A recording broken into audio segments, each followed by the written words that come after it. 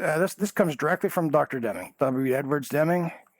If you're not familiar with him, he helped Japan after World War II change to a more commercial and global country, and helped Toyota and the success of the automotive industry in the 80s. But his approach essentially was to identify a faulty practice, to explore the faulty practice in detail, and then talk about what could be done better. He had no magic pill, but this is number 25 on a list, and it's not his list. It's a random list that I have hanging on my wall.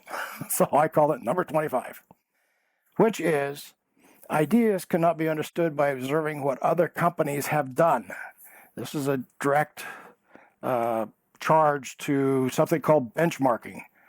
And I see this a lot in larger companies. They say, well, or any company actually, says, well, we can't seem to make this work. Let's go see how somebody else does it.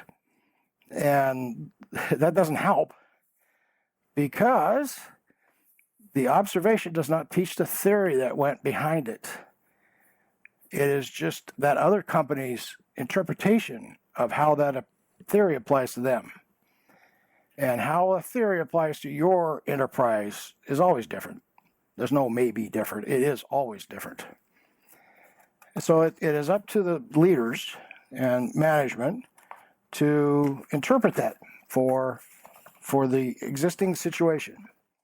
Now, underneath that faulty practice are a couple of assumptions, and which I'm going to promptly poke at here. This is we learn, one of the assumptions is that we learn from experience.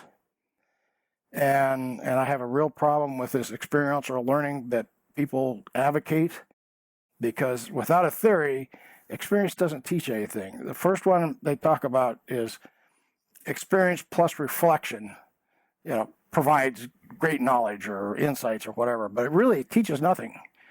Because if you have an experience and then reflect upon it, you're going to create a theory that supports the experience. It may not be the theory that the experience came from. So the second level is theory plus experience plus reflection equals learning. And learning's good. And there's another level above that, which is learning plus good judgment gives you wisdom. And here's an example, and I love this story. The United States leadership in the United States went to Japan in the late 80s to observe how the Toyota was doing things, or how the Japanese manufacturing was doing things.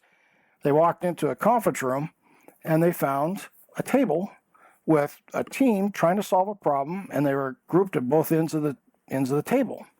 So the Americans thought that was great. They said they obviously have set up two teams to come up with two different solutions so they can figure out which is the best one. So they went off, came back to the United States, and created this whole structure of activities and wrote books on it and all this kinds of stuff. Now the Japanese, they're very polite, and they laughed at the Americans behind closed doors, because come to find out, the conference room that they looked at had a steam pipe under the table, under the floor, that was very hot. And when they worked in that room, the people sitting and working in the room did not like to sit on top of the hot spot, so they just moved to the edges, which was cooler. Yeah, isn't that funny? The second assumption is we need to get more information. But the problem is, information is not necessarily knowledge. This is Russ Ackoff's hierarchy.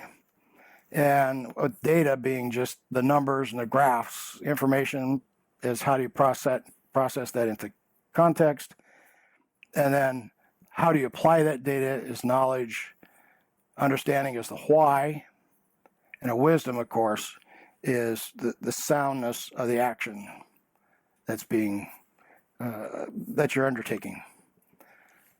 So back to I don't have a slide that goes back to the original one.